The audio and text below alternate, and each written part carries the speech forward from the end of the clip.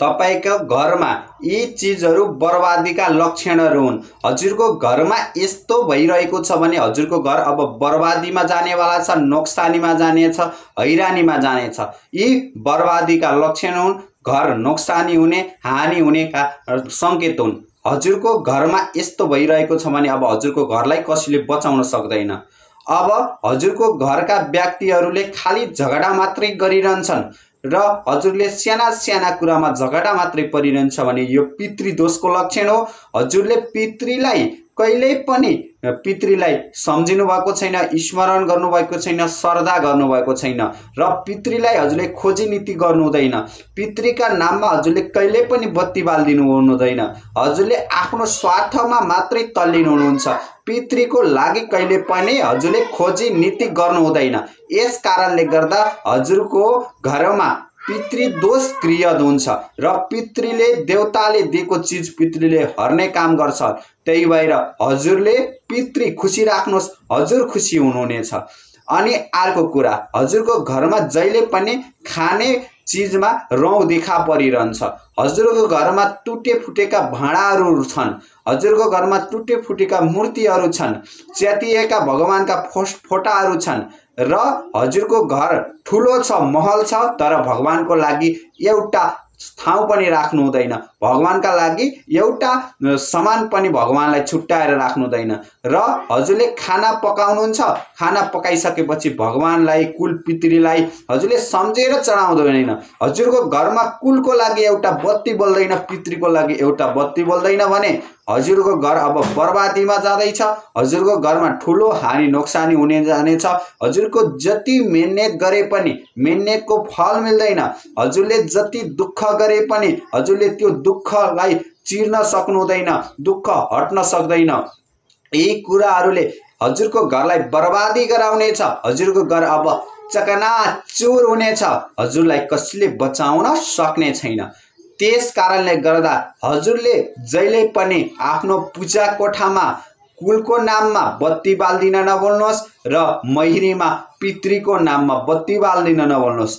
कुललाई बत्ती बाल्दा हजुरले घिउमा हजुरले अलिकति ल्वाङ सुकमेल राखेर ओम कुल देवताभ्यो नमः, ओम कुल देवताभ्यो नमः, ओम कुल देवताभ्यो नमः भनेर कुल देवतालाई बत्ती बालिदिने र त्यही कोखामा हजुरले तामाको अम्खरामा जल राखेर आँप, बर, पिपल, स्वामी, डुम्रीका पातहरू राखी कुल देवतालाई स्मरण गर्ने र हजुरले बाहिर आफ्नो मैरीको मठमा, तुलसीको मठमा पितृदेवतालाई बत्ती बालिदिने, दक्षिण दिशा फर्काएर अथवा मैरीको खोपीमा राखेर बत्ती बालिदिने र त्यहाँ पितृलाई तिल चढाइदिने, पहेँला फुलहरू चढाइदिने, श्रीखण्डहरू, चन्दनहरू चढाइदिने र पितृदेवतालाई सम्झने ओम पितृदेवताभ्यो नमः, ओम पितृदेवताभ्यो नमः र यो बुढी औँलाबाट हजुरले आफ्ना सम्पूर्ण मरेका मृत आत्माहरूलाई,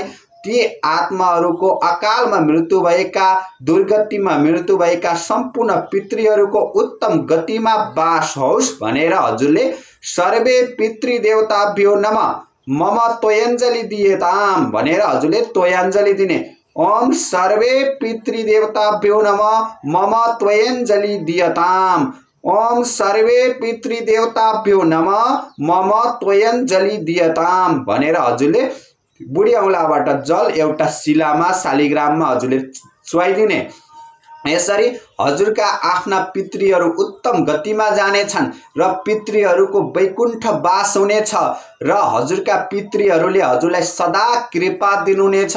यस्तो कृपाको कारणले गर्दा हजुरको घरमा सुख, सम्पत्ति, धन इत्यादिहरूको वर्षा लाग्नेछ। हजुरको घर सुन्दर बन्नेछ, पारिवारिक समुद्धरता बढ्दै जानेछ, हजुरको घर सुख समृद्धिमा जानेछ। हजुरले यी कुरा ध्यान दिएर आफ्नो जीवनलाई अघि बढाउँ। हजुरले जति पूजा आदि, तीर्थ आदि, व्रत आदि गरे पनि आफ्ना कुल र पितृलाई सम्झिनुहुन्न भने हजुरको अघि बढ्न कसैले पनि हजुरका तीर्थ व्रत आदिकै फल मिल्ने छैन।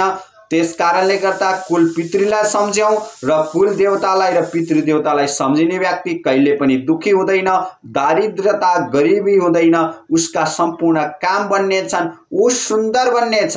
र हजुरले यो कुल देवतालाई र पितृदेवतालाई सम्झने काम गर्नुहोस् र आफ्नो जीवन धन्य बनाउनुहोस्।